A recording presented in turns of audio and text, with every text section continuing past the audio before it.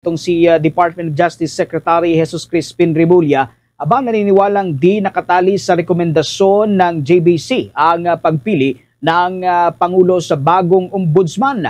Ang Supreme Court naman ay giniit na unconstitutional sakaling wala sa shortlist ang maitalaga. Samantala, ang Korte Suprema nag-issue naman ng temporary restraining order laban sa implementasyon ng redistricting sa BARM o the Bangsamoro Autonomous Region in Muslim Mindanao. Yan at iba pang mga balita tinutukan ni Bombo Grant Hilario.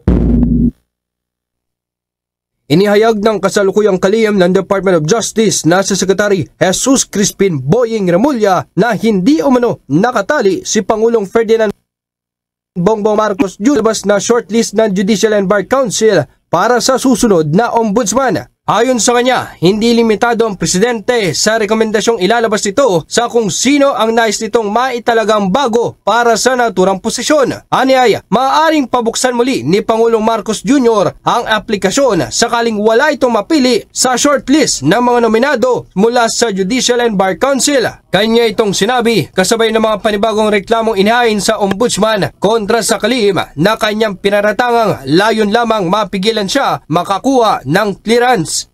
Really timing in that way that they'll make it impossible they want to make it impossible for the JBC to get the requirements that they have to submit.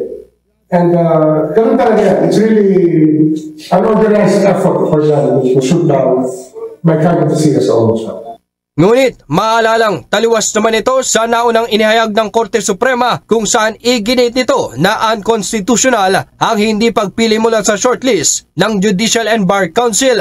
Ani kasi Attorney Camille Sumayting, tagapagsalita ng Korte Suprema, base sa konstitusyon ay kinakailangan pumili rito ang presidente sa kanyang itatalagang uupo bilang bagong ombudsman.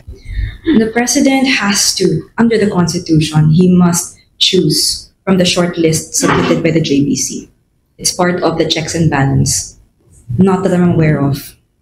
It's unconstitutional. Under the Constitution, si Presidente meron po siyang deadline of 3 months to appoint the next ombudsman from the date of vacancy. So na-vacate po yung ombudsman position last July 27.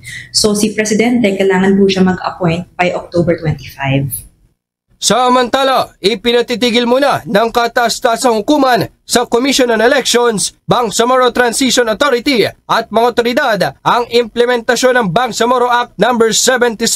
Sa isinagawang anbang session ng Korte Suprema, nag-issue ito ng temporary restraining order kontra sa napasabatas ng Bangsamoro Parliamentary Redistricting Act of 2025. Ang kautosang ito ay agara epektibo habang nakabinbin at hinihintay pa ang pinal na resolusyon sa kaso. Kaugnay ito sa inahing petisyon ng ilang grupo at individual na kumekwestiyon sa legalidad ng naturang batas. Buhat ito'y inutusan ng Korte Suprema ang Commission on Elections at Bangsamoro Transition Authority na isumite ang kanilang komento hinggil sa mga petisyong inihain kaugnay sa naturang batas. Mula sa Korte Suprema, ito si Bombo Grant Hilario, and this is Bombo Radio Philippines, the #1 most trusted source of news and information.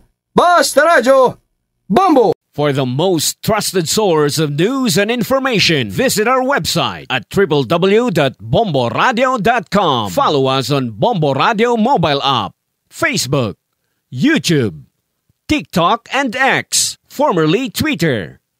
Like, share, and stay connected. Anytime, anywhere.